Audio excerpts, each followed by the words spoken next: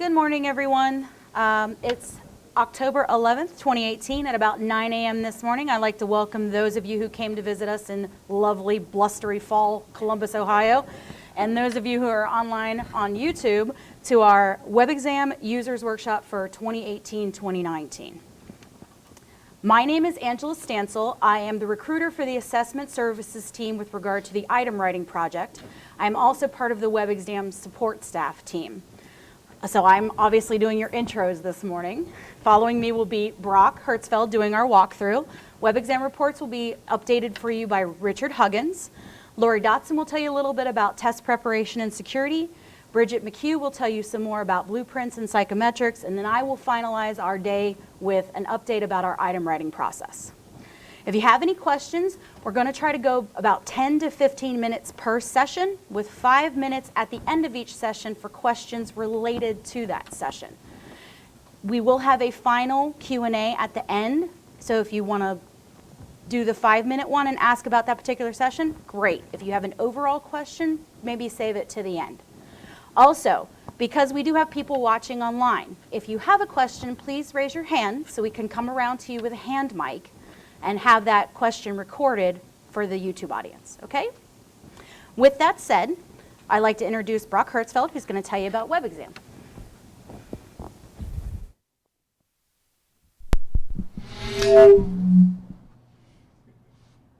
Hello, everyone. I'm Brock Hertzfeld. I also involved a lot with the support, so you may have talked to me on the phone, or many of the emails get answered by our IT staff, which I'm a member of. So my plan for my session here is to do a quick walkthrough of the WebXam interface to give the main topics of what people are usually interested in knowing, to just do an overview of how you would operate a lot of the day-to-day steps that you would use in testing. So to log in, if you're a teacher, administrator, or even a student, you'd go to the WebXam homepage. At that homepage is just to log in. Everybody gets issued a username and password. Normally, if you're a teacher or administrator, that would be somebody at your school district that already has an account that would create a new account if there's a new teacher coming in. Once they create the account, an email would be sent to that user where they could go in and create a password for themselves. If a user ever forgets their password, all they need to know is the email address that is used on the account. And you can go to the WebXam homepage, and in the bottom, just below the sign-in button, is a reset link where you can go in, enter in the email address that's on your account, and then that will send you an email reset option. So if you ever do forget your password, you're able to recover it yourself as long as you know what email was used on your account. Once you log in, this is what WebXam looks like on the main landing page. You have a number of different parts to this that I want to step through. So the very first thing is the navigation on the top left-hand side. This is where you can find out more information if you're not familiar with the system. We have two main links. One is the documentation page. The documentation page goes into greater detail and has a lot of information, probably a little bit too much to use if you're in a panic and you need to get something done quick because you have a class coming in.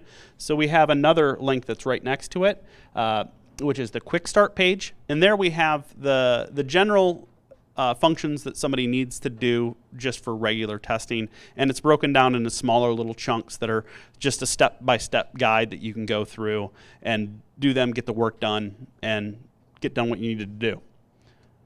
Over on the left-hand side is a support link. In the support links, you have a drop-down menu that has some of the resources that people often need to do their job. So the first link there is the calendar. A lot of the testing is dependent on what time of the year tests become available or close or open. So if you're doing pre-tests, they're available at a certain time. Post-tests open at a certain time. What are the deadlines for when testing needs to be completed? So that link to the calendar takes you to a page that has all of those dates, and you want to be very, very aware of when things are going on, because if a deadline closes and you haven't completed your testing, there isn't a way that we can open it back up just for you to get your testing done. So always make sure that you go look at the calendar if you know a deadline's coming up. We try and announce those in our newsletter also. If there's any big deadlines coming up, we try and get the word out as much as we can of work that needs to be done so that people aren't caught off guard. The next link down below that is about the tests. There will be a little bit more talk about this later in a later presentation. About the tests is a page that holds all of the information that somebody would want about data about the tests. So on that one single page, we try and put as much information as possible if you're trying to find out how many items are in a test, whether or not the test is in field testing, if you want to find out the links to the ODE standards that were used to create the test, if you want to find the blueprints, which is where we're going to have lists of how many items were written to different parts of the standard. So if you want to be prepped on an individual test that you're giving, that's the page you want to go to do some research to find out as much as you can. There will be another session later that will talk a little bit more about the blueprints. So that's a good thing to know about. We have additional links to the user's guide and the quick start. So there's 2 different links on that page because it is very important. And then we have our contact information. The telephone number, if you run into an issue and you need immediate help, you're probably going to want to call in, and we have a number of staff. When the phone calls come in, it rotates to our staff, and one of our staff, if they're in their office, will get that phone call. They'll answer, be able to try and help you out. If you have an issue that is non-time sensitive, you have a question, a policy question, you want to know how to do something, you can send that into the email address. That goes into our ticketing system. Generally, most tickets are answered in a day or 2. We'll get back to you. We can go back and forth, track all the issues, and get your answers done that way. You're also at the very bottom, you can submit a ticket directly in WebXam by clicking the Submit a Ticket button, as well as you can send it to the email address that is listed there. The next major navigation piece in WebXam is the sidebar. So when you load up WebXam, you have the kind of support documents across the top, and on the left-hand side are the menus to get things done in WebXam. So when you first go in, you'd be placed at the home, which is the very top button. But then we have a series of different links to things down below that. The first option there is the user search. If you're on the user search, you're going to be searching over all account types that you're able to see. So if you're an administrator, if you search on that page by things like first name, last name, teacher ID, or student SSID, it'll return results from the entire set of users you're able to see. So it's kind of a generic global search. There are options later where you can drill down. If you know specifically you only want to see students, you can use the menu options for the account types and go to that, click on the options, and it would expand out, and you'd be able to have options to filter just on those account types, which is very handy. So we're going to go through a couple of the little steps that we have in the quick guide. The first one is going to be managing users. So I'm going to talk about how you might go to the secondary students list, which would be the menu on the left-hand side where you click on secondary students, and then click on list, which will return a list of all the users that are available underneath this particular account. All of the different account types have the same type of system where you can go to the account type and then you can list the users that you're able to see. You also get some additional options to manipulate those accounts. So what I have here is a list of secondary students, and then I'm showing a drop-down menu on the left-hand side that says bulk actions. So these are actions that you can perform on a number of different students at a time to do things. There's options like adding a test. I'm actually having difficulty seeing those, so I'm going to look over here. Add a test. You can archive individual students. You can unarchive them, change grades, add teacher, remove teacher, download a CVS list of the students, and enable and disable. These options are only available in that menu for particular account types.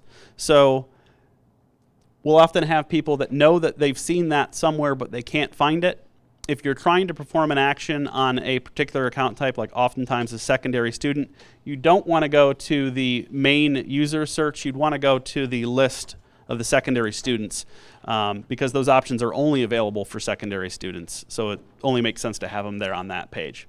You also have additional options in that listing. You can show the passwords if you're prepping to give a test. You can see the students' passwords. Showing passwords is only available for students. All other account types are secure. In the past, a long time ago, you were able to, if you were an administrator, be able to see the passwords of other users to help them. That is no longer possible. If a user needs their password, they'll use the password reset. We do not allow administrator or teacher passwords to be seen by other users. You can also use the little search box that's on the top right-hand corner above that table. That search box will filter based on the data that is in that table. So that's one handy way of drilling down to find the actual students that you're interested in seeing, as well as up at the very, very top, you have options to enter in things like teacher, location, and grade. If you enter in the data there, the list will shrink to only have the students that have that criteria met. So I'm going to do a walkthrough of adding students into WebXam. This is another common question that we have, especially at the beginning of the year when people are trying to prep for testing. The very first option that we have the second option that we have underneath secondary students is new. When you click on that button, you'll see a blank form field where you can enter in the student's information. This is all the data that we need to create a student account in WebXam. One of the most important pieces that we have there is the SSID. It's the third field down. If you're not familiar with the SSID is the identifier for the students. The reason that ID is most important when creating a student account is that is the key that we use to make sure the student is who you say they are.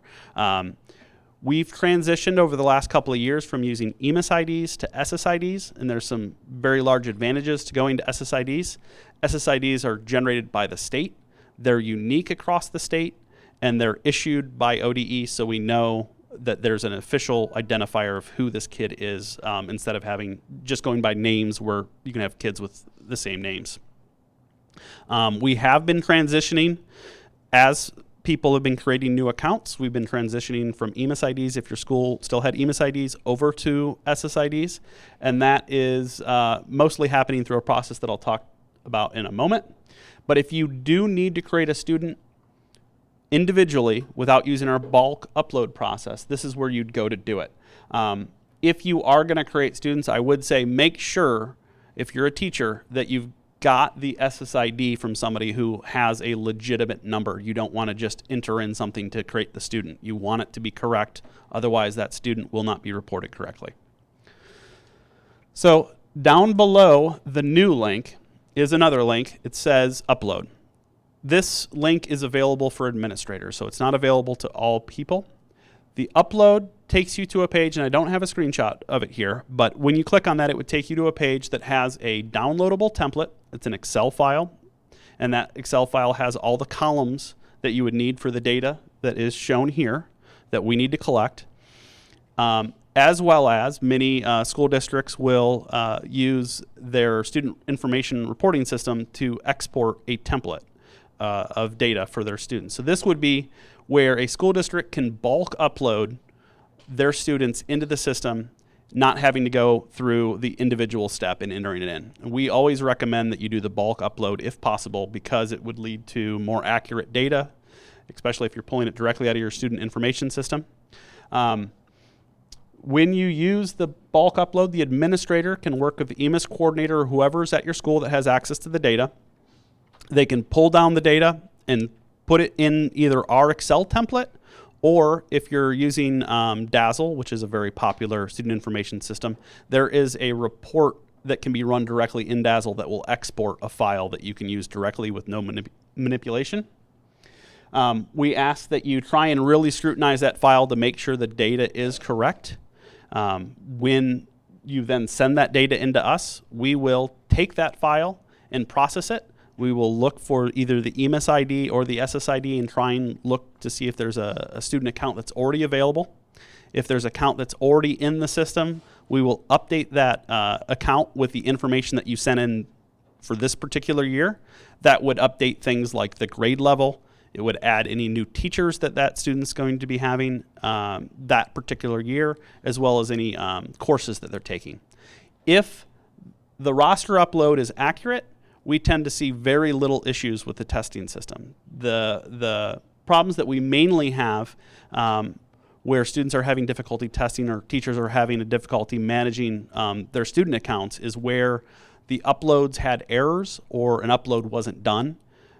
If you have an upload and it's accurate and it lists all the students' courses they're going to be taking that year, the testing system will work fairly straightforward and easy, where when you go to give a test, everything is already set up on the student account and the student's available to test. If you have any issues with that, you can always call in and we can talk over the phone about how to most accurately do roster uploads. Activating tests is another common question that we get from a lot of teachers.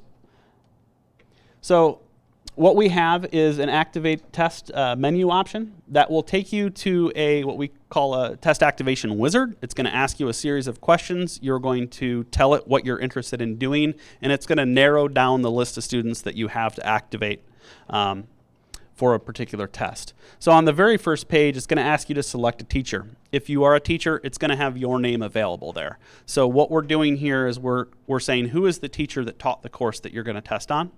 So I'm logged in as this particular teacher. In the drop-down menu, I've selected that teacher. And then you go hit next. The next question is going to be to select the test type. Depending on what the testing window is, there will be different options there. So right now, post-tests and practice tests are your two options. So it's asking you what test are you interested in giving today. During pre-test season, pre-test would be available also. So I've selected post-test, and I'm going to the next option, and it's going to say select the pathway. So it's asking what pathway is the test that you're going to give in, and I've selected that. Next, it's going to ask what is the course that you're testing in. I've selected that option. And now on the final screen, what it's done is it's gone out, it's looked through all the students that are attached to your account, and it's returned only the students that are eligible to test based on the criteria that I gave in the previous options. So in this particular case, we've returned one result, and you'll see on the right-hand side, there's a column that says activation window with a little strike through, circle with a strike through, saying that there's no activation started.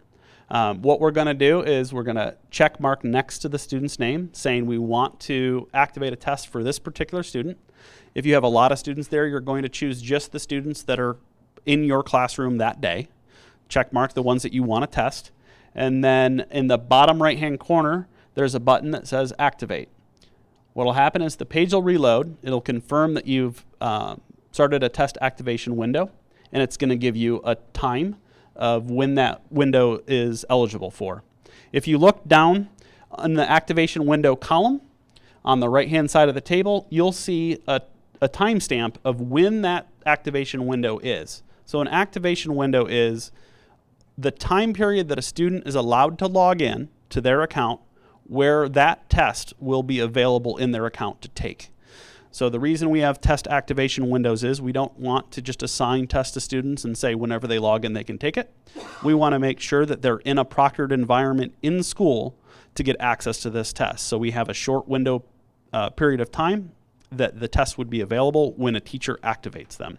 So after you've gone through this process and you know your students are activated, you'd go to your classroom, have your students come in and have them log in, and they have 1 hour to click the button to start taking the test. It's any time within that 1 hour to start taking the test. It is not the amount of time that they're allotted to take the test. It's just how long they have to get in and start taking it. Once they start taking the test, they have however many minutes there are allotted to that particular test. And that is the completion of my walkthrough. And we can go ahead and have any questions. Next slide. Yep.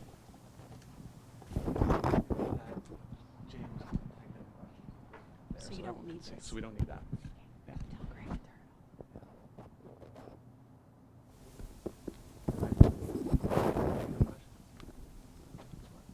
You want a mic? No. Okay. Go ahead.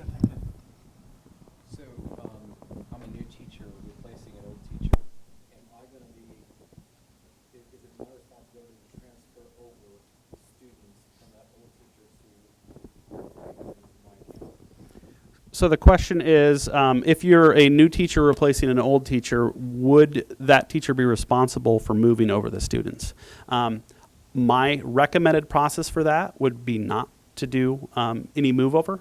If the roster upload from your school district is done correctly, in the roster file that they would pass to us, you would be listed as a teacher for that student. When we process that file, we would attach your account to those students. The one gotcha there is that you need to have an account before we can do that. So one of your administrators would go in, create your WebXam account, and then the roster upload would come in, we would process it and attach those students. If it's done mid-year or after the school district has already sent in the upload file, you could contact us and we can migrate the students for you. We have the ability to go in and say, take this old teacher and move the students over or add you on. As well as there are options that an administrator who knows how to do it can do it. So if you recall back to the page that I had that was underneath secondary students list, there was all those students available. Administrators have an option there in the bulk actions drop down called add teacher. So they could select all the students, do the drop down menu that says add teacher, and then it'll give them another list and says who is the teacher that you'd like to add. And then they can go ahead and submit that, and it would add you to all those students. There's a number of different options that can be done, and if you ever run into any issues, you can just reach out to us, and we can help you get it done. I have two questions. One, I noticed under the accommodations, there's a small list of available accommodations. Oh, yeah. So under the accommodations, there's a small list of available accommodations. Do accommodations have to be approved through this program, kind of like an ACT, or local accommodations? granted? Accommodations, we refer to the IEP for the student. So we defer to the judgment of the school district. Once an IEP has been issued, somebody needs to just look at the IEP and say if one of those accommodations maps correctly to what the student is allowed. So a scribe accommodation, even though it's not listed, you can use it? For scribe? Mm-hmm. Well, we used to have one of the accommodations had a reader is required, and a reader is required and is marked by another user. We didn't find many people were using the marked by another user. So what you would put in that particular case would be is a reader is required. Since it's not really scribe. But it would be, I mean, because we're an online school and we have a lot of students that still use a scribe accommodation on their state tests that we give online and for their day-to-day classroom work. And how do you normally do that for?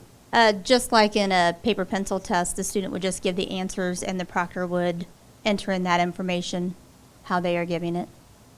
Yeah, that would be what I would recommend if it was in the It's the just IEP. not listed So here. your students come into a central proctored environment where you have a proctor there. Yeah, we did remove it because ultimately for the settings for the tests, for those two accommodations, the old accommodation that we had, they were the same setting. There is no difference in the operation of the test functionally. So we consolidated that down to the one. So reader is required would be the appropriate setting for that. If anybody ever has a question about an accommodation and the appropriate way of doing it, you can always call in and we can discuss what the best option would be. Okay, and then I'm sorry, I had one more question. In the activation window, they have 1 hour to log in. If the student is absent that day, then that test can be reassigned to another day, correct? So common questions that we get with that is, I've accidentally activated a student and now I'm in a panic because they're not here. It's not a big deal. If a student doesn't log in, if you activate a student to take a test and they don't log in and start taking that test activation window just expires. It is not a start of the test. It is just a time frame of when the students are eligible to go in and start the test. So if they're not there, the test activation window will expire. The next day you come in, the kid's there, you go back through the process, activate the test activation window. Now if a student did log in, then you won't be able to activate them anymore. They're in the process of testing. Teachers are able to skip over that kid. So when you see that final list, you get asked the series of questions. It shows the students. You can just skip over that one if you know they're not there. But what often happens is they don't realize until after they've activated. So if they start a test and do not finish it, then they're essentially, they cannot go back to it. They get sick in the middle of the test, something. So if a student gets sick in the middle of the test, the appropriate process is if there's a fire drill sick in the middle of the test, students should close the browser and not submit the test. Okay. That's the appropriate method, to close a test session but not submit it.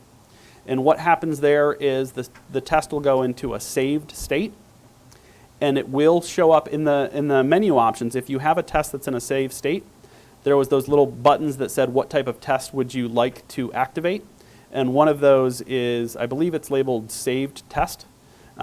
If you click there, it'll show up every test that wasn't submitted where the browser was closed. So if a fire drill happens, you tell all of your kids, do not submit, close the browser, get out of the building. Then when you have time, they come back in, you'd go back in, go to activate the test, click on save test, you'll see those students, activate that session. They will be logged back in with the state of where they were in the test. Thank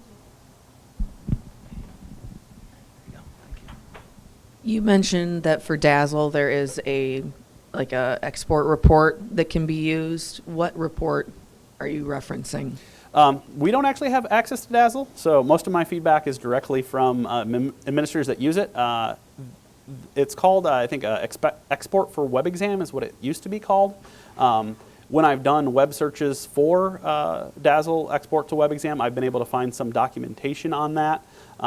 Dazzle has worked with us to update that report for some new data fields, so they're pretty proactive about trying to make sure that that report works very well. So I would just do a little bit of digging. It should be in there, and that will allow you to choose, I believe, the teacher, and then it'll export any students that are underneath that teacher for a CTE course. Now, if that, excuse me, if that report has not been updated through Dazzle, is it going to kick it back out at us, or are we going to have a lot of student errors with that upload? So the report is updated. We worked with them for the exact file. We've been using their updated version of it for the last year, so that shouldn't be a problem. When a report gets exported, if the data is accurate, you always want to try and keep the data as accurate as you can in the student information system. So that's your central repository of data. The report will pass out the students and the teachers that in the file format that we need. That gets uploaded to us. Then we will go in, look at the file, make sure it looks good. Then we'll run it through a processor, and we will try and catch any mistakes. If there's any mistakes, we will respond back to the user that submitted it, work through those problems, try and solve any issues that there may be, and then we'll process the file. So if there is a problem with it, we should be able to catch it.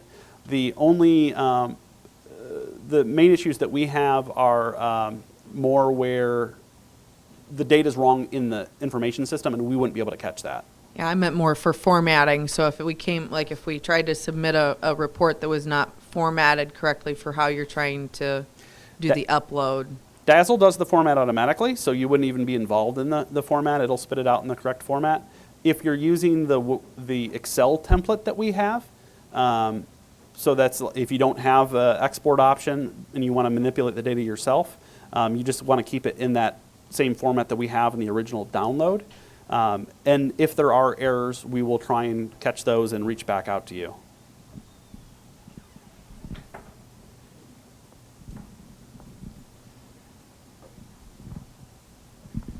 Thank you. Is it possible to schedule activation times? For example, I wanted to get ready today for tomorrow's tests at the start of each class period. Yes, it is. You just have to look a little bit harder at that page. It's kind of not put super in front of people, because most people use when you activate by default, it's going to be 1 hour from the time that you click the activate button. But if you are looking to schedule in the future, you can go into the activation page, that final page. Just above that table where it lists all the students, there is an option to click a button. It's a pretty wide button. I'm trying to do this from memory, but there's a button across the top that will expand a menu. You jump back if you want to show it. Let's see where we're at. Let me see if I can pull it up.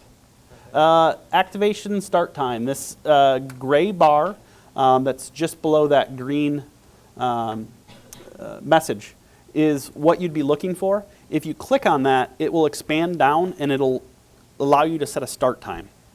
Once you set that start time, that's when that activation window will start. And I believe it's out for 2 weeks in the future. 1 week. 1 week in the future that you can schedule a test.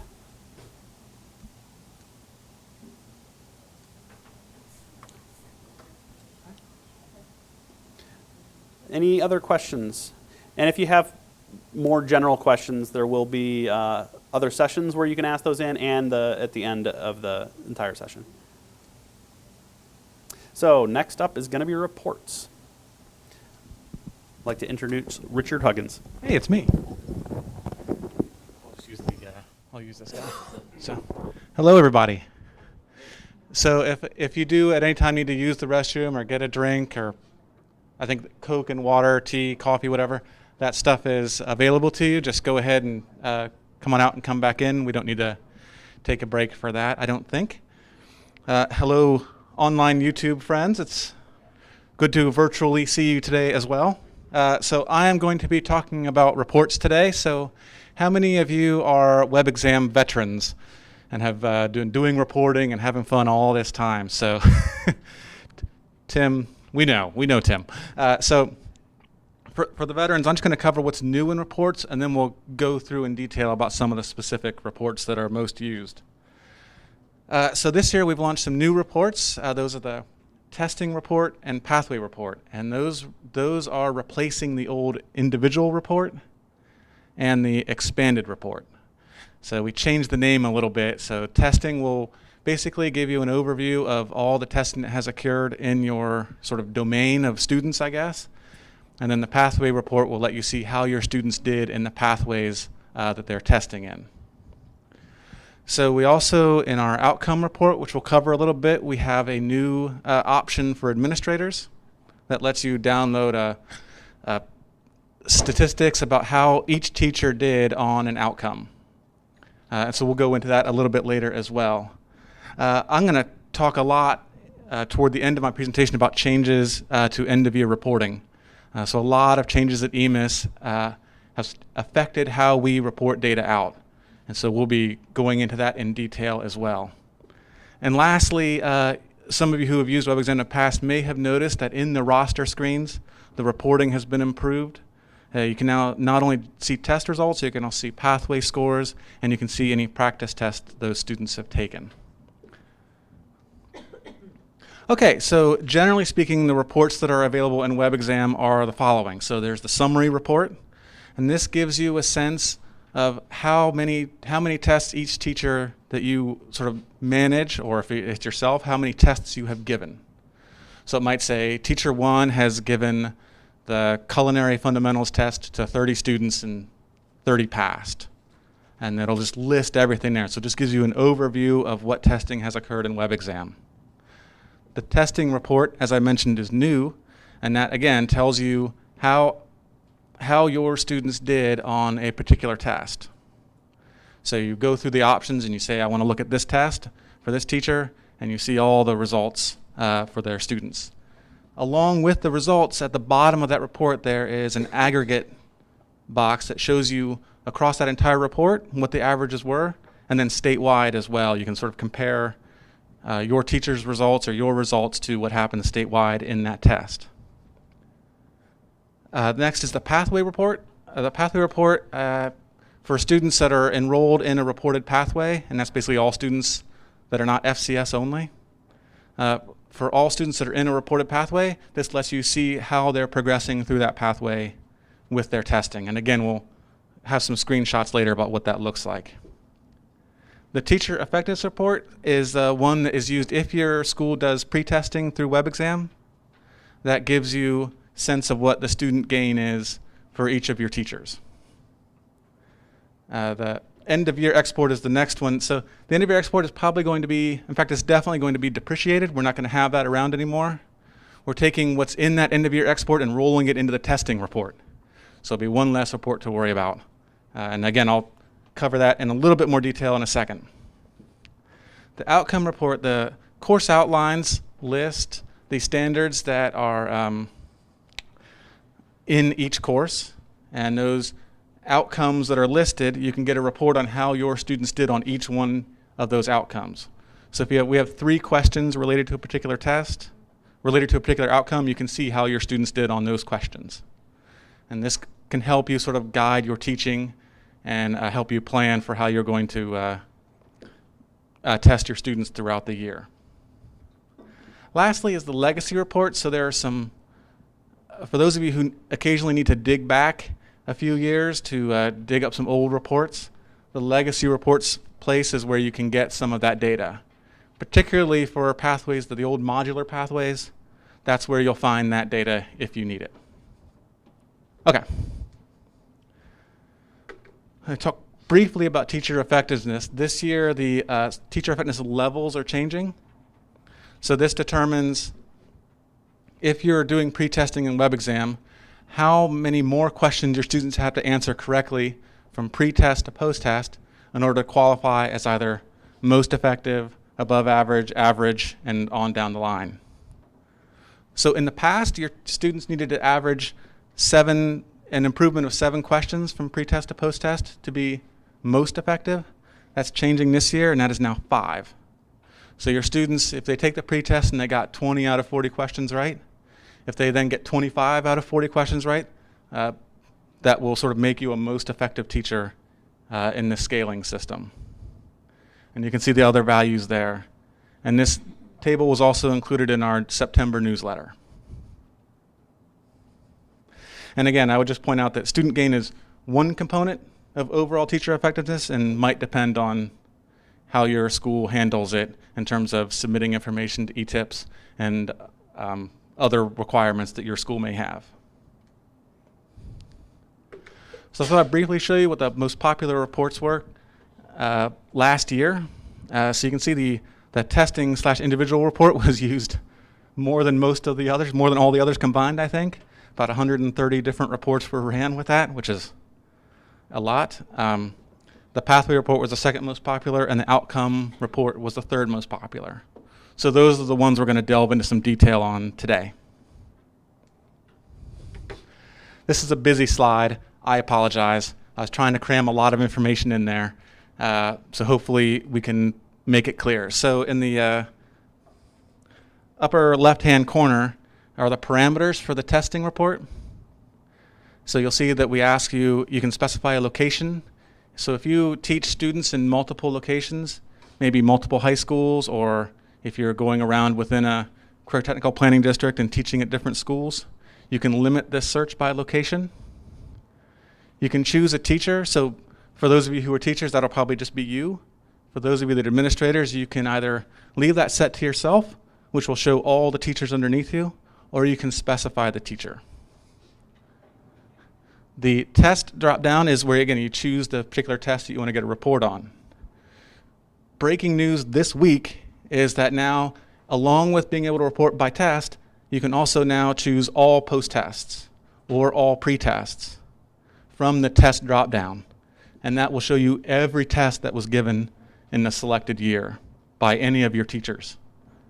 So it's a broad report for you to help you get all the information you need in one search.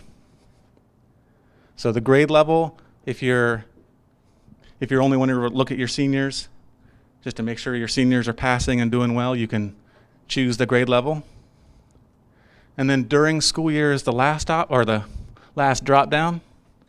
So you can select a school year, or there's another new option there where you can choose just report, show me every test that was taken at any year by any of my active students. So you can now not have to run it for each year. You can just choose show all years, and it'll spit out all of the data. The first sort of radio button is whether or not you want to include or exclude archived students.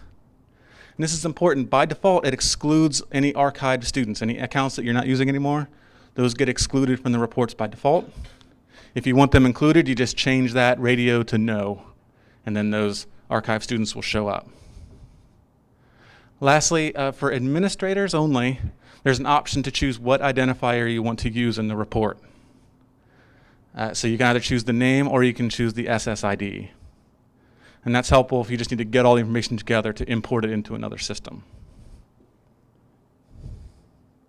Okay, so those are sort of all the parameters. There's a lot of parameters in these reports, but the nice thing is these parameters are pretty much the same on every report. So once you figure it out one time, then you're good to go through every other report. You can sort of see in the back is what the results page might look like for a theoretical teacher. So you can see it lists the student's name, in this case, Braylon Adams. I would point out that these are not real names. The last names are all county names, and the first names are all made up. I did a report on the business management for agricultural and environmental systems test. And the first two percentages that you see are the performance standards. So on this test, the performance standard for proficiency is 63%, and for advanced, it is 79%. The next thing you see is the date that that student took that test. This was a much requested feature, which didn't exist last year and is new this year. Next, you see details about how many questions they were asked and how many of those questions they answered correctly. This gives you a chance to check my math on the percent correct, which I highly recommend doing. So in this case, apparently 29 divided by 40 is 73%. And I hope that's right. If it's not, just let me know. And then the last column is the score. So that gives you like a color-coded indication of whether or not the student was proficient, advanced, or not proficient. In this example, you can see there's 3 students and they cross the 3 different score areas. One thing you might notice on all the reports is that there's a green plus on the far left side of each student. And if you click that, that will show all that student's testing that they have done, as well as their pathway scores. All the information is there. The last thing at the bottom of these reports, as I mentioned earlier, there's an aggregate report area. And that sort of gives you a sense of how the students in this report did as an aggregate, and then it compares that to the statewide totals as well. So in this case, this teacher did a little bit better than average across the state, which is always nice to see.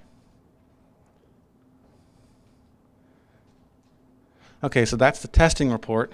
The next report is the pathway report.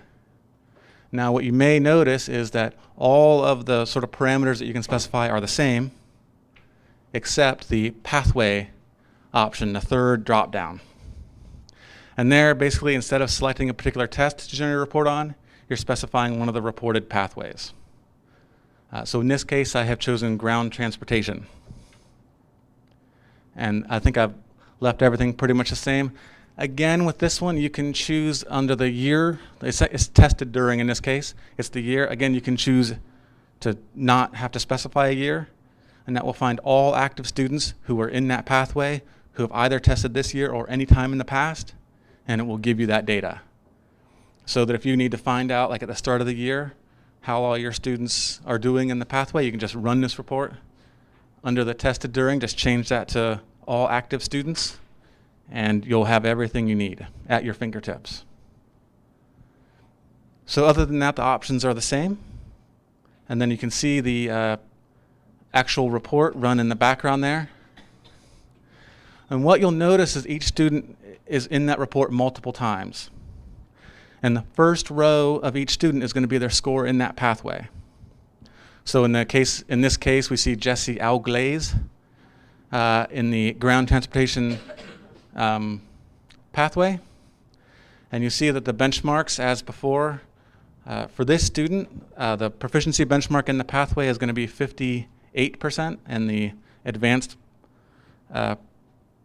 benchmark is going to be 90%. You'll notice that the testing date is blank for those pathway rows, and that's just because it's an aggregate of a bunch of other tests, so there's no particular date to attach. You see how they're doing in terms of the percent correct across all the tests in that pathway. And then the last two columns are their sort of score rating, and this is important. You'll notice this first student that their score is actually listed as incomplete, and that's because they have not yet taken 3 tests in that pathway. So currently, students need to take at least 3 tests in a pathway before a score will be generated for them. So this student has only taken 2, so they're listed as incomplete. but you notice the score so far just gives you a sense of how they're doing up to now. If they took one more test and sort of kept the same baseline, this student would be proficient in that pathway.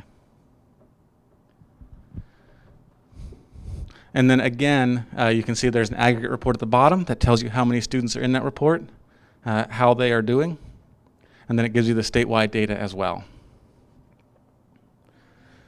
So the pathway report, there's a lot of details there, and again, you'll notice there's that green plus that indicates that you can click that and see all of their testing, whether it's in the particular pathway or if they have taken some other courses as well.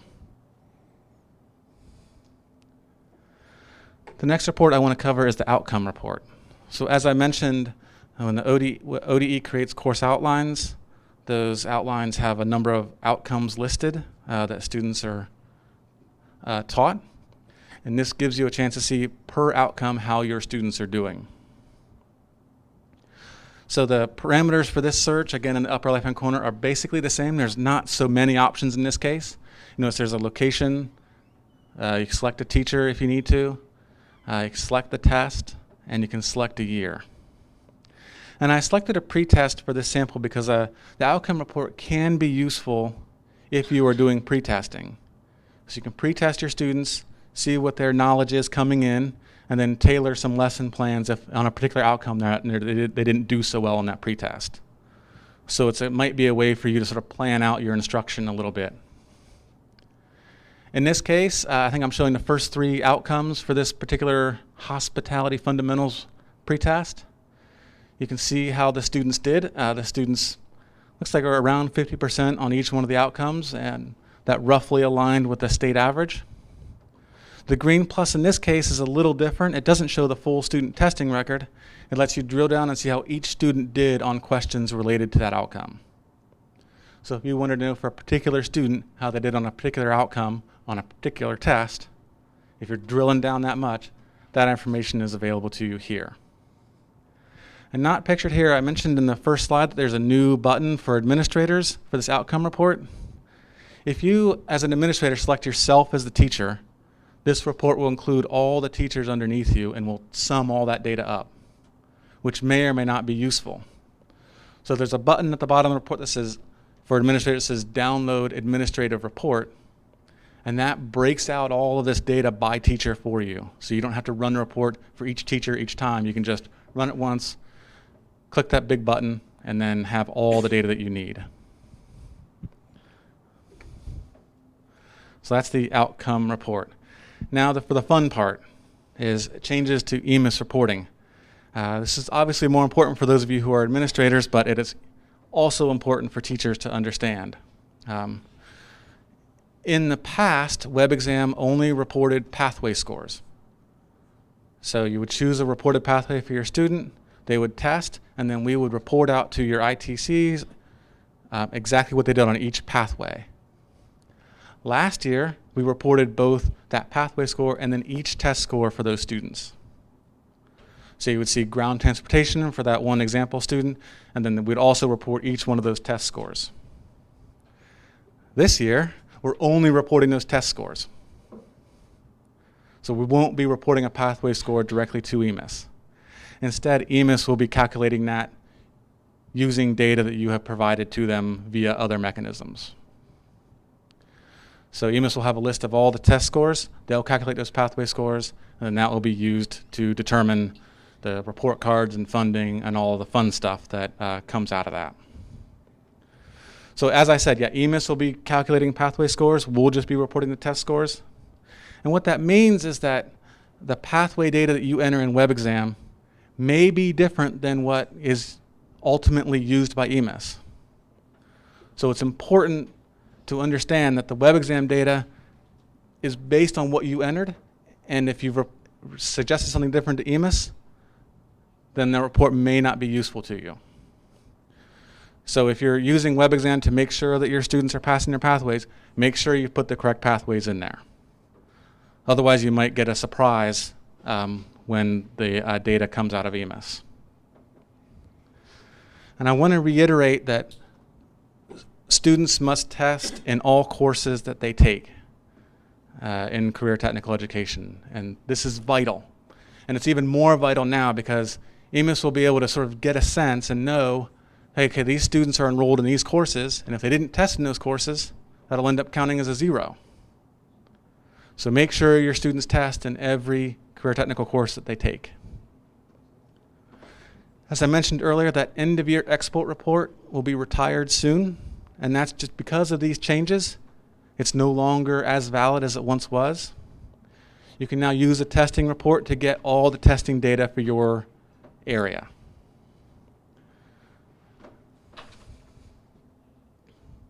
I guess I mentioned that next thing. So the testing report includes all options. Boy, I really wrote that wrong, didn't I? So let's pretend that that makes sense. The testing report has an option that lets you specify all post-tests, and then you can see for all of your students, for all their tests, you'll have all that data right there at your fingertips. I'm going to just edit this real quickly because I don't, can I blame someone else for that? Okay. Rats. And so with that, we come to questions. So who has questions? Do you want to swap mics, Brock, or? Okay. So on the pre-test results, you can only see the outcomes. You can't see the questions. Is that correct? Correct. Okay. Yeah, and it's, we just want to try to protect those questions as much as possible to make sure that they continue to be valid so we don't show the questions themselves. Are they different questions than the post-tests? Yes. Same outcomes, different questions? I think there are a few questions that might appear on both, Okay. but by and large, they're different. Okay. Thank you. Yeah.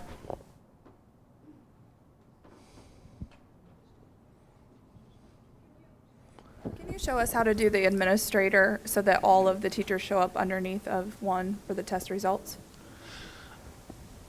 Let me catch up with you. Maybe we can talk after. It's a little hard to do a live demo here. Okay, that's but I fine. can catch up with you after. Okay, You are. we just returned no results, so that's why I was asking. But yeah, I'm Kelsey King. I'm from Ohio. Oh, hi, High Kelsey. Point Creasy. Hi, how are you? Yeah, we'll talk afterwards. So that EMIS nugget you dropped on us as far as reporting is concerned, could usually we phrase that differently? that was a jewel. A quick question on that. It's assumed then if they're taking the pathway scores, are they still using your guys' the pathway? They're taking the individual test scores. Are they still using your methodology for the passing of the pathway? So Yes. they're supposedly using the same percentage for pathway completion. Yes. So when I look on our reports, it shows a pathway completion. EMIS is doing their calculations on their own. Yes. We have shared with them our formula. They are aware of it, and they are committed to using it. They're committed? Well, they have told us they're going to use it. Great.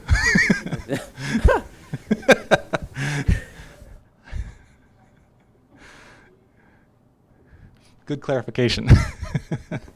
So you enroll a new student into your school. Will ODEX have the scores from the former school, or do we just rely on that school to get us all the information to make sure if they've taken 2 at one school and they need to complete 1 with yours, all that information is available?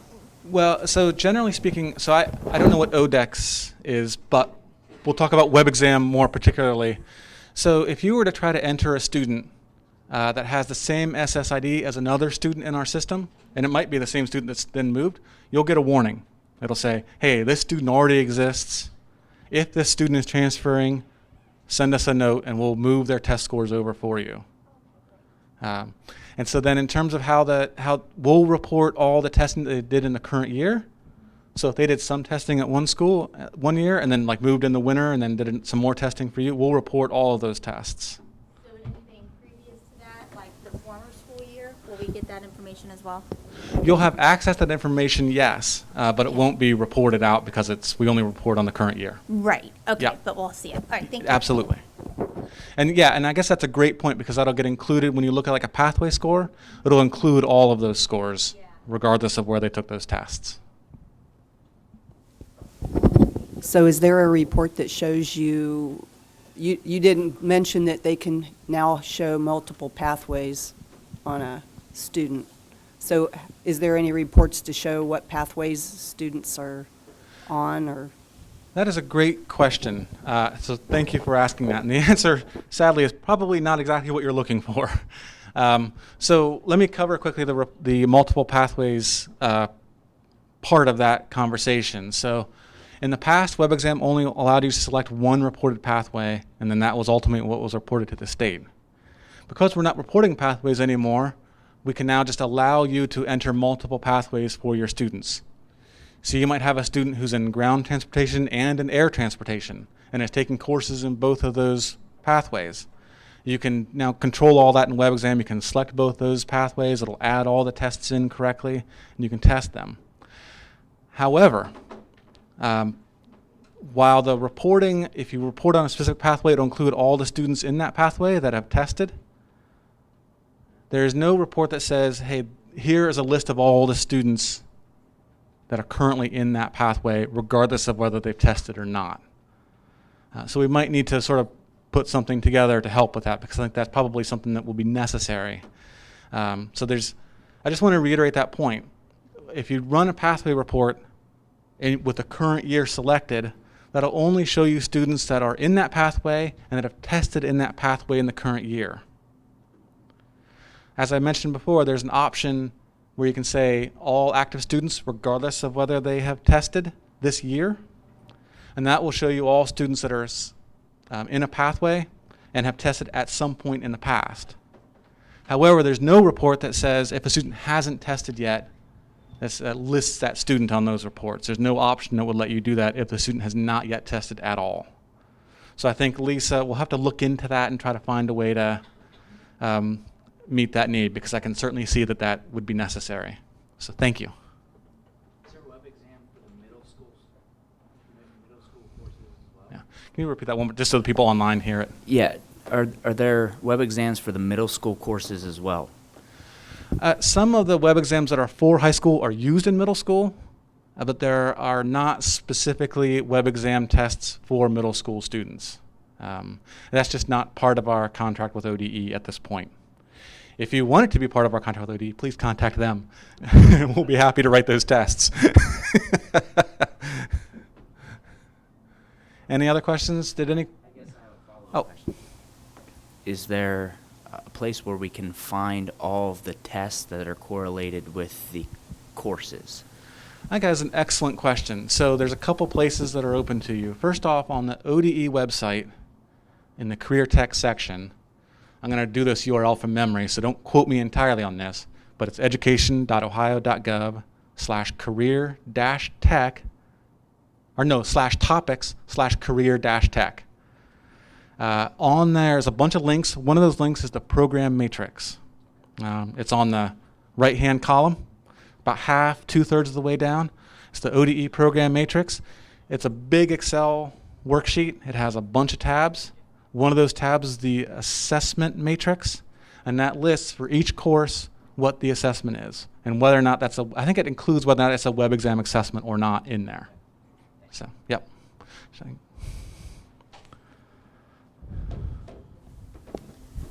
I have a question. What if you have a student who, after they do the test, they're already at a very high score, and when they improve, it's only by a question? That doesn't look like you're an effective teacher, because they already scored high to begin with. So, I don't know, what would be? Yeah, I mean, I think You can't have nowhere really to go. You're already exactly at the top. I think it's a good point, and it doesn't really come up too often. So you should be testing your students, of course, before you've delivered any instruction to them. And our feeling is that over the aggregate, like over 20 or 30 students, you may have a few that score very high on the pretest. But you're likely going to have others who didn't score so high and who absorbed a lot of data throughout the year from you. And those improvements in their scores, like in aggregate, will probably, because I'm sure that, yeah, exactly right. So yeah, I think it's worth thinking about, but over aggregate, I think you'll find that the data works out.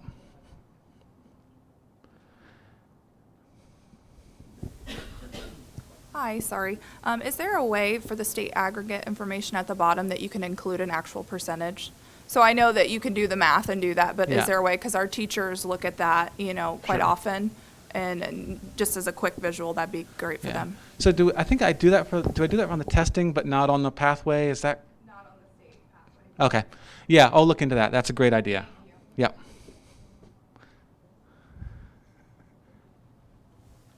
So is the web exam set up so that your test, I mean, for instance, I've only got juniors and seniors. And so is it set up that I'll be testing my juniors at the end of the year and then testing my seniors? Are there separate tests for them? How does that all work? I don't understand that yet. So they're the same tests regardless of whether they're juniors or seniors. And it's just up to you to sort of figure out which tests those students should be taking. We tried to sort of have a light touch in terms of trying to figure out which test students should take. We really leave that up to you to sort of figure out. So what you'll wind up doing is you'll just have your list of students, you'll have your roster, you'll know what tests they need to take, and you'll just go through that activation process and make sure you select the correct students. So follow-up question to that. So if strategically I'm trying to get them to the top level by the time they're graduating seniors, am I able to give them the same test as juniors and then they retake it as seniors? I'm glad you asked that because I forgot to mention it earlier, so thank you. So one of the key elements of WebExam is that if you test your students as juniors and maybe they don't do so well or you want them to improve, you can retest them again as seniors. And really, you can retest them each year that they're in school. So if you test a freshman, you can retest them as a sophomore, and if they do better, retest them as a junior, retest them as a senior. In WebExam, we'll only use the highest score. So if your students did well as a junior and maybe did less well as a senior on the same test, we'll use that junior score. There's no penalty for retesting. And what you'll notice on the pathway report, if you're running it on the current year, and you're seeing a student that tested in that pathway last year, there's a little recycling symbol next to that student, and that means they are eligible to retake that test. So we added that in for you so that you can see, oh, I can retest this student in this test, and hopefully they'll do better. So thank you for asking that because I forgot to mention it earlier. This is Brock from WebExam, and I wanted to add something about that since I had a number of questions yesterday from teachers. About should you go ahead and just test your kids as soon as you get them. And our recommendation would be only test your kids once they have had the material. It's probably not advantageous to test them immediately because if they go on and they don't actually take that coursework and then they'll never get an opportunity to take that test where they actually have the knowledge and you've locked in that low score. So it's not really advantageous to just go ahead and test your kids because you have the ability to do it. We recommend post-test should be done after they've had the material and have a high chance of scoring as well as they can. But we found that school districts that really pay attention to their kids' scores and go back and target kids that did particularly poorly in certain classes, if they go back and you retest them, you're going to have a high chance that you're going to bump them up as they move through school and have a higher chance of that overall average score beat the pathway cutoff score.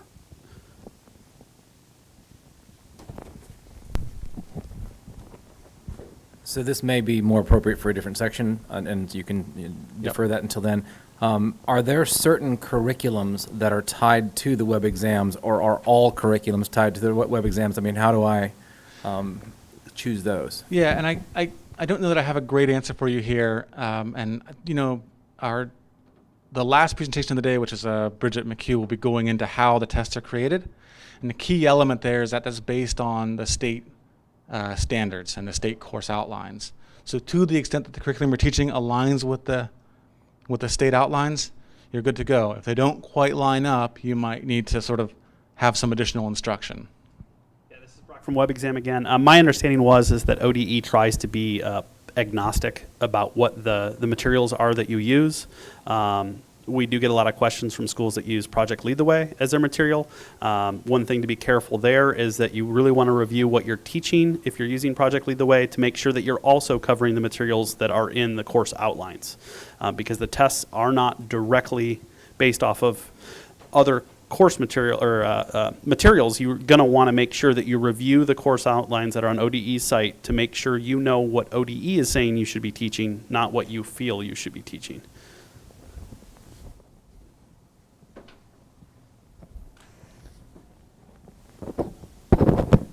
Another question along the lines of that they have to test for every course that they take. If we give them a test junior year, but they actually don't take the course until senior year, they do phenomenal, they pass it. They don't have to take it senior year, they just have to take it once, whether junior or senior year, correct?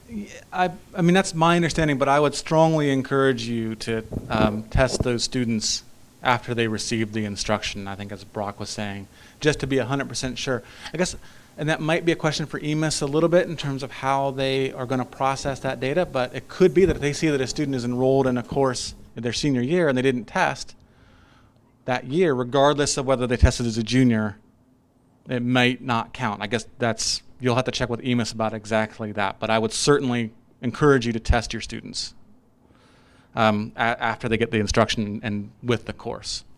I have a question from our YouTube audience. They're asking if there's a student who's taking courses in 2 different pathways, one at the Career Center and one at the local school district. How does that get reported, and how do you track, Yeah, so that's a great question. So WebExam allows you to specify one location for a student.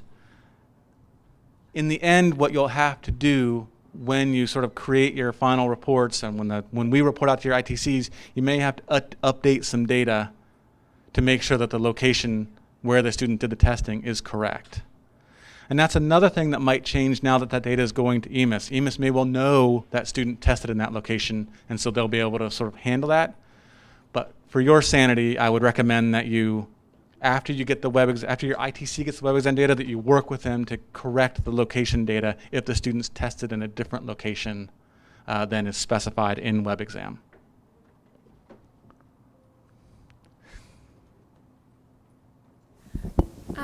On the retakes again, is it one per calendar year or is it school year? School year. School year. So So it's they can take it in May and then take it in September? Indeed. Okay. Yeah. If they fail it? Okay. Exactly. All right, thank you. Yes. Okay, well, thank you very much. If additional questions come up somehow, I feel like we were pretty comprehensive here, but if additional questions come up, as always, you can email us, webexam@osu.edu, drop us a line, and we'll help you with any reporting questions as we go. So thank you very much.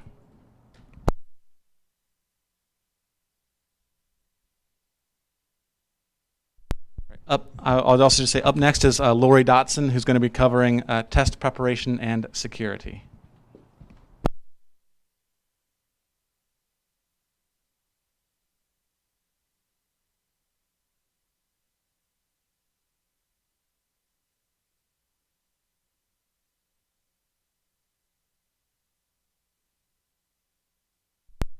Hello, everybody. I'm Lori Dotson, and I am support for WebExam, so you may have talked to me on the phone. I also come to the schools and help with the teacher review of the test, so that's another way you might be able to review what's covered within a course. So we encourage you, if you haven't done so, sign up for our teacher reviews. So with that, we take test security very seriously. There's a lot of resources invested in our testing, developing these test items, and so we want to keep the validity of our testing secure. So part of that is prepping your classroom for the test security. If you don't have a testing lab, we ask that you set up your room appropriately. We ask that you space your desks apart so that there is no opportunity for a student to look at another student's results. Make sure that your equipment's working properly. And with that, if you have a student with accommodations, especially the text-to-speech, make sure that you're using the correct browser, because not all the browsers support the text-to-speech. We encourage the Safari and some of the other updated Mozilla. So I do know that IE does not support the text-to-speech. So make sure that that's working and that you have your headphones available for the students. Students should not obviously bring in any electronic devices. And again, make sure that there's nothing in the room that they have access to when you are testing. Again, make sure that, take a look in your room, make sure that there's no posters or anything that might reveal answers to the questions that might assist the students. And we ask that you provide scratch paper and calculators and that school provided equipment for them to use, and that be collected at the end. For more information, we do have a test security rule book, and we are currently in the process of updating that as well, but that can be found at the link here, and we can provide that as well through the WebXam system. So test security in your classroom and when you're testing the students. The exam should be proctored by a paid employee of the school district. A teacher can proctor their own students. You're not allowed to assist them with answering or any help with the actual test, but you can proctor your own students. Again, school provided equipment, calculators, that must be taken in the school. We've had students call, well, I'm at home, my teacher said I could take this. It has to be done in the school district. All cell phones, again, electronics, that's a big thing that's coming up. And you'd be surprised, you have your smart watches, you have, we found kids with glasses and devices that they can record, so really be cognizant of that. Allow enough time for the testing. A lot of the tests may be in a field test mode, which means they are 90 to 100 questions. So we typically allow a minute per question. So if you need extended time, check with your coordinator to make sure you provide that. And also for students that may have unlimited time. Ultimately, you could close out if you ran out of time, but we really want you to try to test those students at the same testing period. Students should not leave the classroom unless it's an absolute emergency. Again, if they would, you could have them close out the test, as Brock indicated earlier, and then you could reactivate those. What we recommend is bright colored paper so that you can tell what is scratch paper and that, again, it be collected. We do that with our teacher review as well. So, and again, in the event of a fire drill or a student gets ill, again, do not submit, have them close out the browser, and you can go back to the save test mode. Again, I'll refer you to our test security rule book, and again, all this information's there, plus a lot of other valuable information. Does anybody have any questions? All right, thank you. And with that, I am going to introduce Bridget McHugh, and she's going to go over blueprints.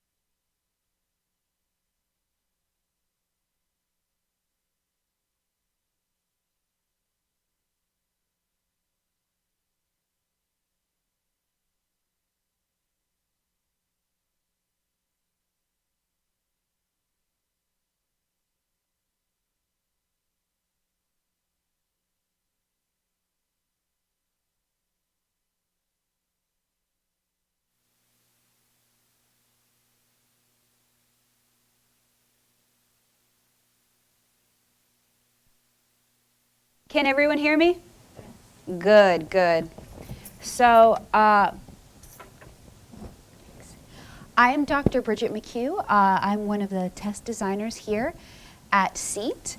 And today I'm going to go over blueprints with like a little bit of an explanation, if needed, on psychometrics. That's basically all the statistics that go into determining what is a good and bad item, and therefore it can be included on the test. So, what is a blueprint? Just like you have a blueprint for a house or a structure or something else you're designing, we have a blueprint for tests. It guides the content of the test, and it gives us an idea of how many items approximately should be coming from each competency or outcome or strand. And this is really meant to ensure that more items are generated for more important content areas. So, for example, you wouldn't want strand 2 to be overrepresented. You want it to be based more on the importance of the content. And all of these blueprints are based on the curriculum. I know Richard touched on this a little bit. We receive a set of standards from ODE, and then we use that to generate the blueprint that guides how the test is created. Now, the test blueprint comes in. The first stage is during the test creation process. So this basically guides how many items we try to write for a standard. And then we also use that to decide how many are for each outcome, each level of the curriculum. And then once these items are created, they're reviewed by subject matter experts. Because some outcomes are small or less important in the blueprint, that also means that they're less likely to be on the test, or they might have fewer items on the test. And that's because with a 40-item test, if you have an outcome that's not very important, having, say, even just 2 items means that it's taking a larger proportion of the test than you'd probably want it to if it's not very important. And we figure this out based on a formula that basically looks at the total number of competencies within an outcome to figure out the importance of that outcome.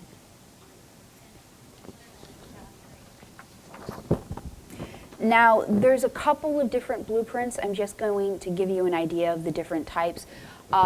Has anyone here seen the blueprints on the website the last few years? So I think it's my understanding that initially we tended to do the test blueprint, and that's the blueprint we have when we start designing the test. But it's not exactly what the final bank looks like. So the bank blueprint is what the final bank looks like after we've had subject matter experts go through the items and approve or not approve items.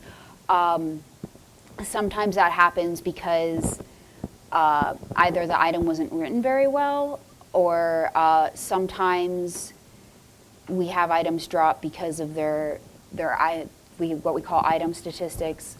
But basically, instead of just giving you what we started with, we're giving you the more refined bank blueprint, which shows, gives you an idea of the composition of the bank of all items that were approved by SMEs.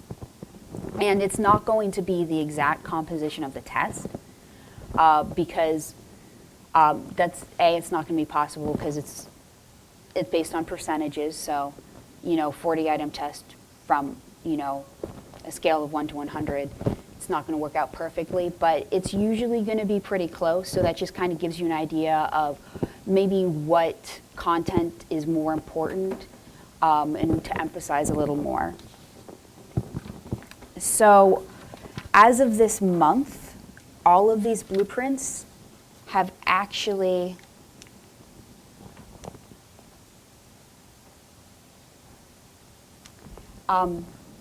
initially they weren't released to the public because our blueprint process was less formal. But we did have some from after 2015, but all of them are available now. So if you want to find them, if you guys have WebXam open, if you go to the home page, there's an About the Test link. Click on it, and go to About the Tests.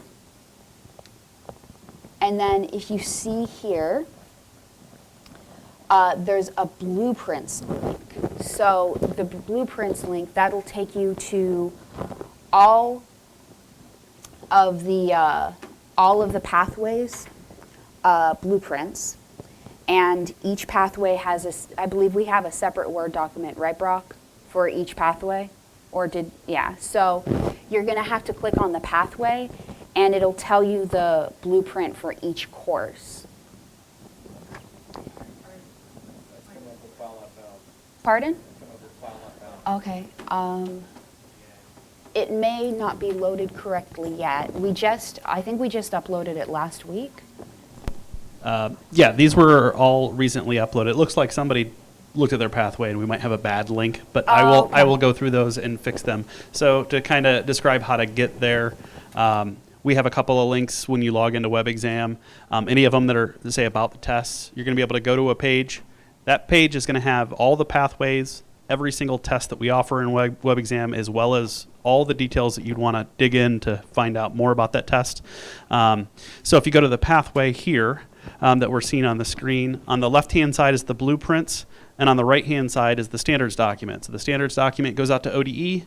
ODE hosts the standards documents, and then on the left, the blueprints are taking those standards documents and then telling you how many items are written in the test to each part of that standard.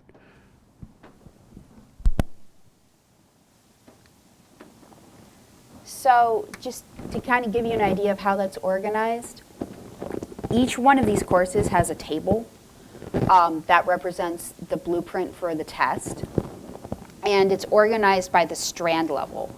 So we don't have the percentage for each strand, but you can see we break it down under each strand, what the bank looks like. So for example, if it says 10% under 1.1, that means 10% of the bank has items from 1.1.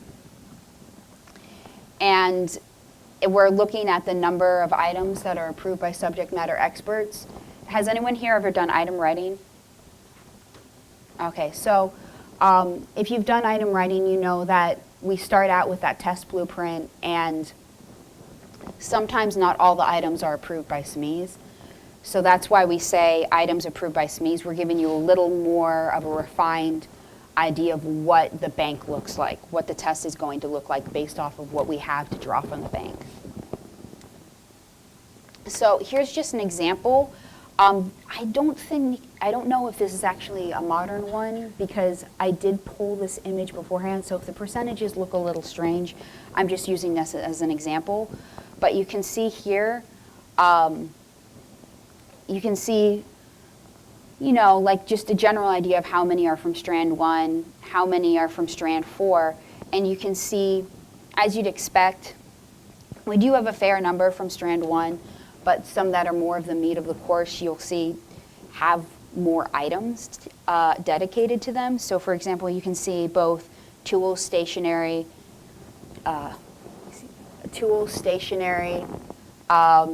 mobile equipment maintenance, as well as engines. They're about 10% of the bank, so you'd expect to see more items dedicated to those standards.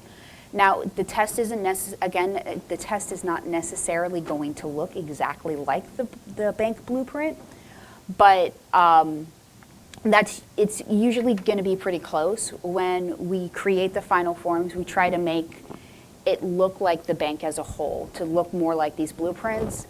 And we also like to make sure that if it doesn't look like that, it's more just to make the test more fair. So for example, if there was an item that was maybe a little too difficult or a little too confusing, we won't include it on the forms, and that might mean that the percentage is a little different based on that. But it's going to be relatively close. So I've talked about this a little bit. You may be wondering, well, how do we know what items are, how can you tell what items are included? One of the things we have to do is we have to generate more items than are needed. So in addition to having 2 forms, the pre-test and the post-test, that have mostly unique items, we also need to have a couple extra in the bank in case a couple of items have to be eliminated, either because SMEs do not approve of them after they've been generated, or because we have, and when I say SME, I mean subject matter expert, Or we also may not include an item because based on the field test data, it doesn't really measure the student's performance very well. If anyone has any questions, I can go a little more into depth on item statistics, but we basically have about 6 different statistics that tell us if an item is too difficult or too easy, or if it's not really reflective of how well the student knows the content. Does anyone have any questions?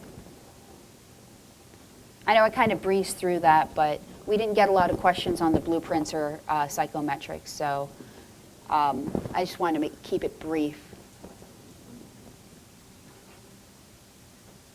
Any questions?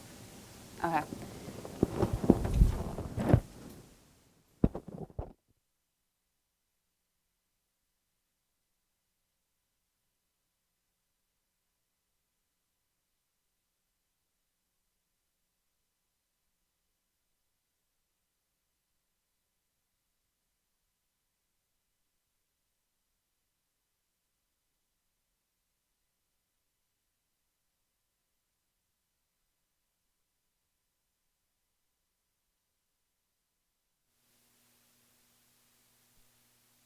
Everyone hear me okay? Am I good? Awesome. So we're going to pull this roadshow into, its final destination by talking a little bit about the 2018-2019 item rating season. For those of you who give tests in WebXam, which is obviously all of you here today, if you would like the opportunity to make the tests more effective, make the tests have better questions, better scenarios, make the tests, more valid to current or future industry standards, item writing is your opportunity to participate in that process. So an item writing session is hosted here at CETE. We have workshops where we bring in subject matter experts. You've heard them referred to as SMEs. They stay here for an entire day, sometimes more than one day. And in a particular day, they write one course at a time. Approximately 90 brand new items for each test in an item writing year. Those items are then evaluated by the group in a large group review, and that 90 item test bank is then created. After that item bank is then created, it goes through field testing by your students in the classroom, it goes through validation and standard setting, and then it finally hits the classroom the following fall. Does that make sense? Okay. So with that said, this is what we're item writing for the 2018-2019 school year. We're working on cybersecurity, and we're working on engineering and manufacturing. 3 courses for cyber, 24 for engineering and manufacturing. If you are an engineering or a manufacturing instructor and you'd like to participate, or you know an engineering and manufacturing instructor who you think should participate, you can have them email me at this link that's on here. And again, at the end of this, we will provide you a hyperlink that will give you access to this PowerPoint in a PDF, as well as this flyer, okay? So cybersecurity, we've already done 2 workshops for cyber. They took place on September 10th and September 11th of this year. Our final item writing for cyber is actually next Wednesday on the 17th. After that takes place, they will go into field testing in the fall, then validation in the spring, and be available along with all of the new IT tests in the following fall. The courses that we're writing to are shown as below: Principles, which is basically Cyber 101, Testing and Response, and Defense and Reinforcement. These 3 brand new courses, combined with other courses like in networking, hardware, software, maybe a little bit of programming, are going to be grouped together to create a new cybersecurity pathway in the IT career field. Engineering is our big one for the year, where we're doing the 24. We just had a standards alignment, aligning old items to the new standards that were developed by ODE over the summer. That took place literally Tuesday and Wednesday of this week. We're going to begin the actual item writing process at the end of November, and that's going to push all the way through into March. Validation will occur sometime in the spring of 2019. This is a list of all of the courses that we're going to be item writing for engineering and manufacturing. And it's also broken out into the groups, what we're calling cohorts, based on skill sets and expertise. You'll see at the bottom there are 4 new courses that are actually being written for the year. Those fit into like welding, electronics, as well as just general intro courses. This is where you come in as a subject matter expert, attending those workshops, helping to write those 90 new items. Something to keep in mind, those 24 tests that are being written this upcoming school year, right now, are not available for pre-testing in the fall of 2019. As a result of that, if you utilize student learning objectives to create your teacher effectiveness goals, you will need to find an alternate avenue for developing those student learning objectives. They will be set as new pre-tests once the items have been field tested. Does that make sense? Okay. We're giving everybody a heads up with regard to this because we accidentally forgot to tell people about it with regard to IT. So we're giving everybody a heads up about it right now, and it'll be followed up upon in our newsletter as well as on the website over the course of the year. So that ends my portion of this whole shindig. So if you have any final questions or comments about anything that we talked about today, now is your opportunity.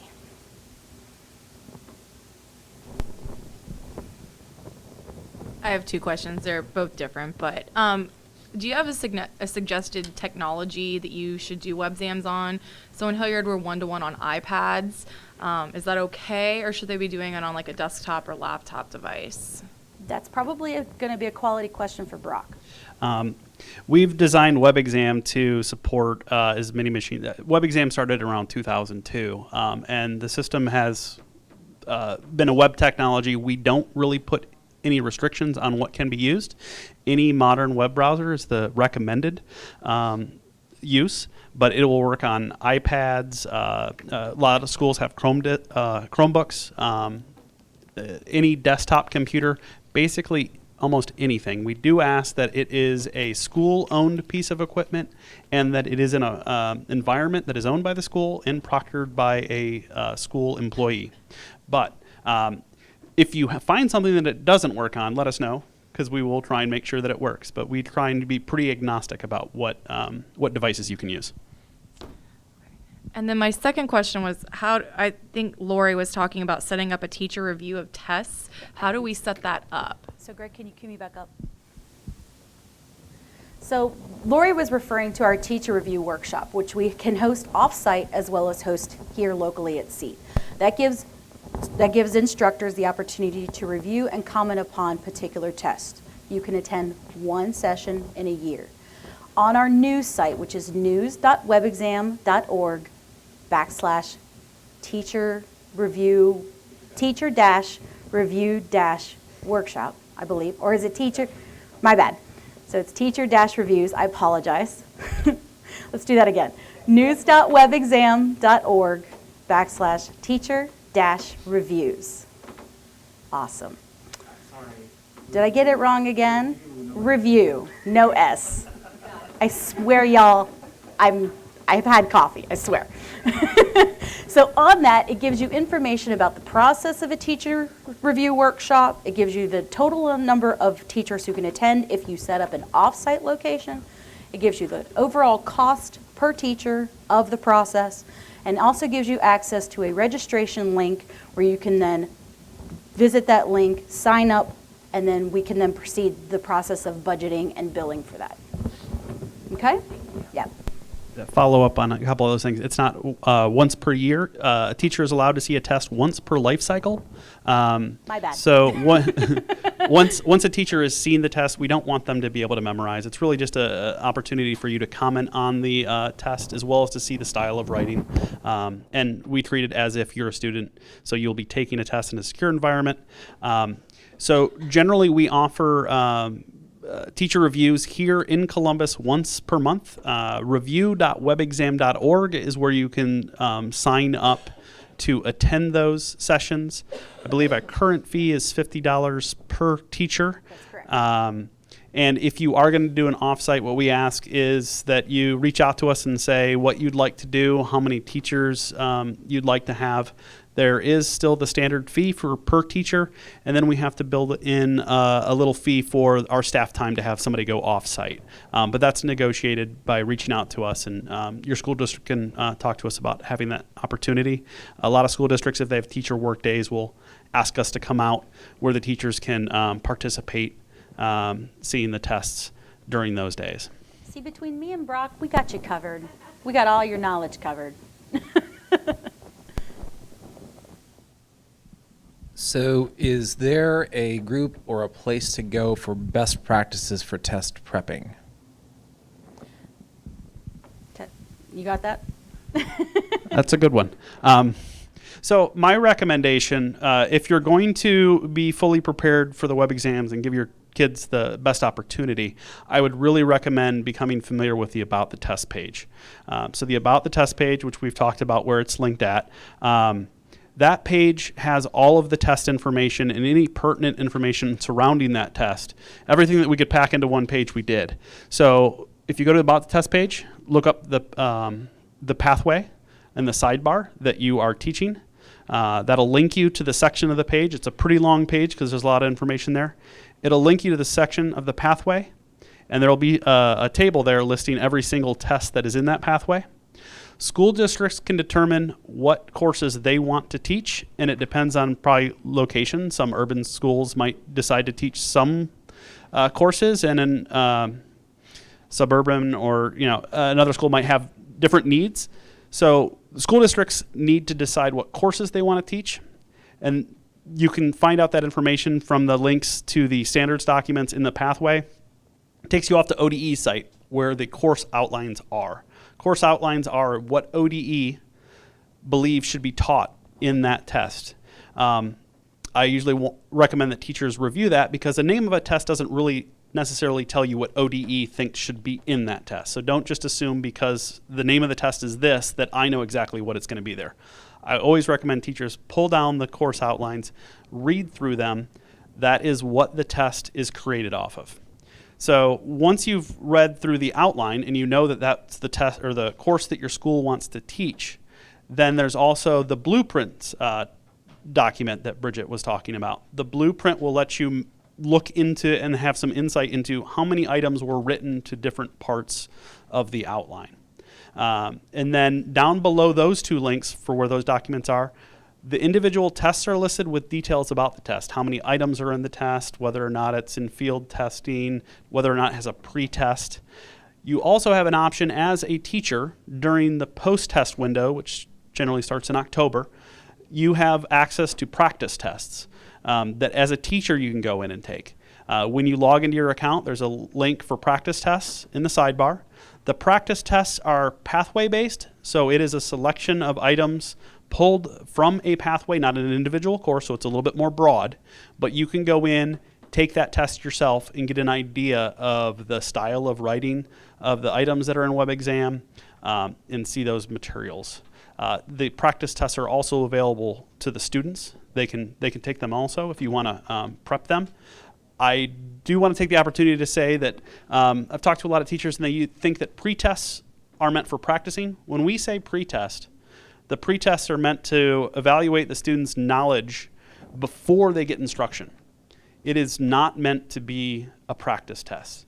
And I found some teachers that are using it like that, maybe setting themselves up to fail because they will give the pre-test just before they give the post-test. And what we use pre-test and post-test for is to measure the effectiveness of the teacher. So if you try and use our pre-tests as a way to have your students practice and then give them the post-test, they're not going to show much gain, which reflects badly on the teacher. So just a side note there. We had a question online. So we had a question online that was, can the program teacher proctor the test? So I just want to cover that, yes, that is certainly possible and allowed. And I will just cover the IT tests that are coming up this year, the new post-tests. Those are long tests. They're field tests. They're field tests, so there's 90 to 95 questions per test.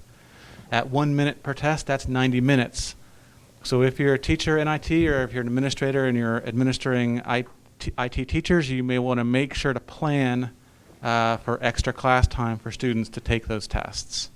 So I just thought I'd piggyback on that to mention that. Well, I'm going to piggyback on the answer that you gave. So, so teachers are allowed to proctor their own tests. We did about 3 years ago. We had a rule that they weren't allowed to, and there was a lot of feedback given to ODE about the expense for smaller schools that couldn't afford to have. They didn't have enough staff to have somebody else proctor all their tests. So ODE instructed us to allow teachers to be able to proctor the test. Best practices would be to not have the teacher proctor. If you have the ability to have another teacher come in and proctor your students' tests, that would be the best process. But if it's not available, you are allowed to proctor your own students' tests. Just don't help them. Don't look at the items.